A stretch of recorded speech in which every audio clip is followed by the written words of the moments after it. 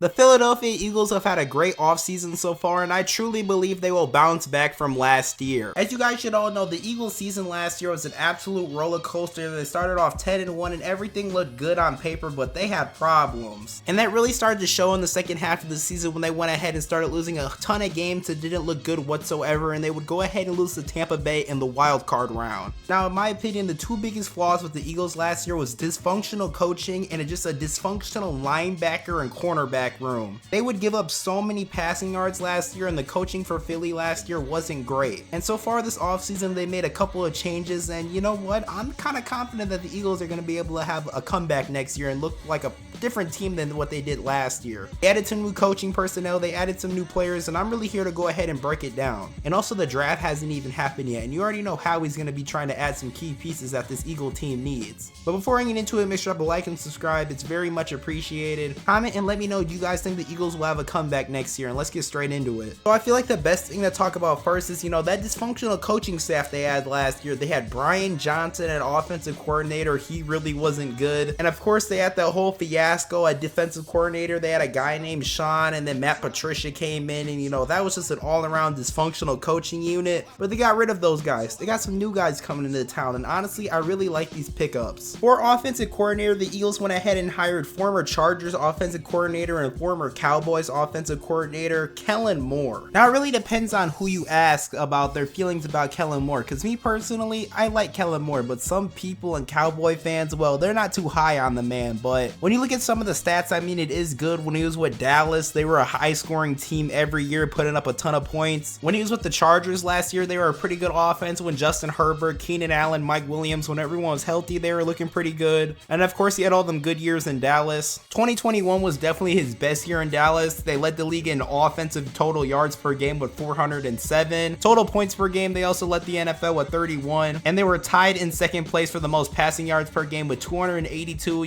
Dak Prescott was balling out that year. And also CeeDee Lamb had another great year, and Dalton Schultz also had a breakout season. And of course, they had a ton of Pro Bowlers, being CeeDee Lamb, Zach Martin, and tackle Tyron Smith. So you know what? This offense next year, I got high hopes for the Philadelphia offense. But some people don't like Kellen Moore because they say he runs too many curl routes and he does not use the running backs in the pass game like that. And they're going to need to do that with Saquon Barkley next year. I'll get a little bit into that later in the video, but they're going to need to use Saquon in the pass game. But overall, I like what Kellen Moore does. I just think he needs to use the running back in the pass game. Hopefully able to do that this year, but I really like this hiring for Philly. Then of course, they went ahead and hired a new defensive coordinator, one that's really respected in the game, being Vic Fangio. Vic Fangio last year, they had a pretty good defense, the Miami Dolphins. They produced the 10th ranked total offense in the NFL last year. They had a franchise record with 56 sacks, and that was third in the NFL, and 4 defensive touchdowns. It's safe to say the Miami Dolphins defense last year, well, it was pretty good, and I feel like this is going to translate over in Philadelphia. But overall, I'm very proud of the coaching moves that Philadelphia made this offseason, and I feel like they are significant upgrades to what they had last year. Nick Sirianni's still the head coach. He's not going to be the one calling the plays. It's going to be Kellen Moore and Vic Fangio. But at a coaching standpoint, this is definitely an upgrade from last year. Like I said, last year was all around dysfunctional, and I'm really excited to see what these coaches go ahead and do in Philadelphia. Now, of course, yes, they went ahead and got the new coaches. Definitely a huge upgrade and something they needed, but they also have a ton of new additions to the team that I'm going to need to go over. One of them being Saquon Barkley. They went ahead and lost DeAndre Swift in free agency to the Chicago Bears, so they made a splash at the running back position. They're giving Saquon a $37 million deal that can be worth up to $46 million, and $26 million of the contract is guaranteed. Now, me personally, I'm a huge fan of Saquon. Of course, as you guys should know, one of the few bright spots that the Giants offense really had over the past few years. And if you look at his stats back in his early days before he tore his ACL, and in 2022, this man was an absolute baller. So we know he definitely still has the potential to be a top running back in the league. And one of the big reasons that, his stats dipped in some of these seasons were due to injuries. He's had some severe injuries, like in 2020 when he tore his ACL. He had an ankle injury in 2021, and last year he had another ankle injury, and the Giants season last year was just all around dysfunctional. But I feel like with a whole different O-line now and a way better O-line than what they had in New York, Saquon is going to stay healthy this year and he's going to ball out. But I truly believe if Saquon stays healthy this year that he's going to be a top 5 running back in the NFL, no doubt. I know that Kellen Moore doesn't like using his running backs in the passing game, but this year he absolutely should, because Saquon has some receiving upside that he should use. I do think some of his rushing touchdown numbers are going to dip though because of the Jalen Hurts tush push, but anyways, I really think he's going to be a top 5 running back this year. They also went ahead and signed a great linebacker from the New York Jets, being Bryce Huff. Now, like I said in the beginning of the video, the Eagles' biggest problems last year was that corner room, that linebacker room, and the coaching. Bryce Huff, well, he was a great linebacker for the Jets last year. The Eagles are giving Bryce Huff a 3-year, $51 million deal. Fun fact, this is also, the highest paid non-QB undrafted free agent, contract in NFL history. He can also play defensive end. He also took some snaps at defensive end for the Jets last year, but last year he had 10 sacks, which was, huge for the Jets defense last year, because we all know the offense wasn't doing anything last year. And that Jets defense was pretty good, and part of that was because Bryce Huff was an absolute dog. Definitely a huge playmaker that this Philadelphia Eagle team is gonna need. Since I'm on the topic of linebackers, they also gave Devin White a 1-year contract. The 26-year-old linebacker last year had 49 solo tackles and 2.5 sacks and also 2 interceptions. Devin White is an absolute dog. This is also another huge signing for the Eagles, because that linebacker room last year, like I've been saying, it was absolutely atrocious. So adding a guy like Devin White, he's still kind of young, he's 26, is another huge thing for this Eagle defense. And remember when CJ Gardner-Johnson was taking shots at the Eagles on Twitter because, they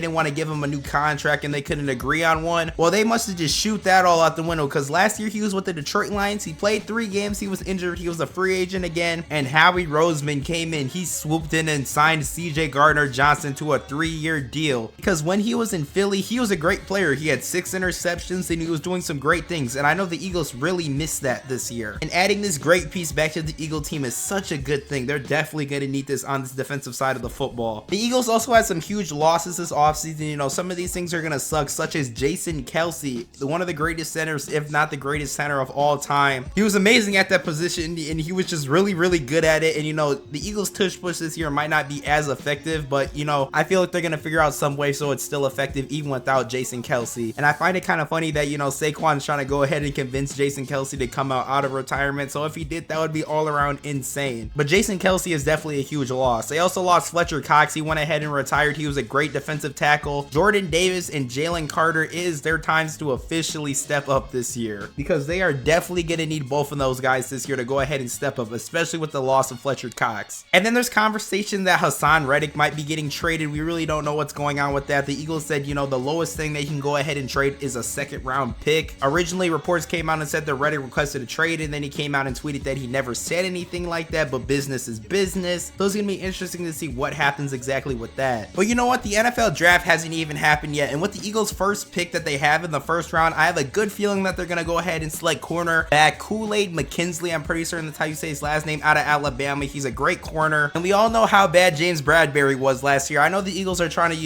look at some way to go ahead and avoid him, because that $10 million cap hit of dead cap, I know they really don't want to deal with, but I feel like they're going to go ahead and draft Kool-Aid if he goes ahead and falls to them in the draft. Those are the huge adds that the Eagles had in the offseason this year, and the huge losses, but we should also talk about what they had originally on this team. Do not forget about Jalen Hurts, ladies and gentlemen. Jalen Hurts in the 2022 NFL season was an absolute dog. Do not forget about him. He might have had a down year last year, but I fully believe that's because Brian Johnson was an absolute horrible offensive coordinator. But I feel like he's truly going to rebound with Kellen Moore. Do not forget about this man. I truly believe he's going to have a comeback year and be on revenge tour season. And then also don't forget about that wide receiver core. AJ Brown had an insane season last year. 106 receptions, 1,456 yards, and 7 touchdowns. An elite top 5 wide receiver. Don't forget about Devonta Smith either. Skinny Batman. He had 1,000 yards last. He's a great wide receiver too to have. Honestly, one of the best in the NFL. And then of course, like I've said multiple times in this video, do not forget about that offensive line. One of the best in the NFL. And then on the defense, they got some solid pieces. Jordan Davis, Jalen Carter, like I've brought up multiple times. Brandon Graham is doing one last year. They also went ahead and re-signed Josh Sweat. They also have Nakobe Dean. They went ahead and drafted Nolan Smith last year. They still have Darius Slay, Reed Blankenship, Sidney Brown. They got some guys on the defensive side of the ball. They also got Jake Elliott at kicker. Might as well just, throw him in. But this Eagle team, it has some great pieces. It has a better coaching personnel. They added some very important pieces this offseason. They did have some huge losses, but I feel like they're going to be able to make up for it in this year's draft and what they added in free agency. And with this, guys, I truly believe that the Philadelphia Eagles are going to bounce back. I'm not saying that they're going to make it all the way to the Super Bowl. I'm not so sure as that, but I definitely think I'm going to see them in the NFC Championship game next year, and I feel like Jalen Hurts is definitely going to bounce back. Do not forget about that man, because he is a dangerous man when he is playing at an elite level. But yeah, guys, that is going to be the video for today. If you enjoyed, please drop a like and subscribe. Watch this video right here on why I think the Pittsburgh Steelers are absolute masterminds for what they have done this offseason, because they have also made some great moves. Or go ahead and watch this video right here. Drop a like and subscribe if you enjoyed, and I will see you guys in the next one.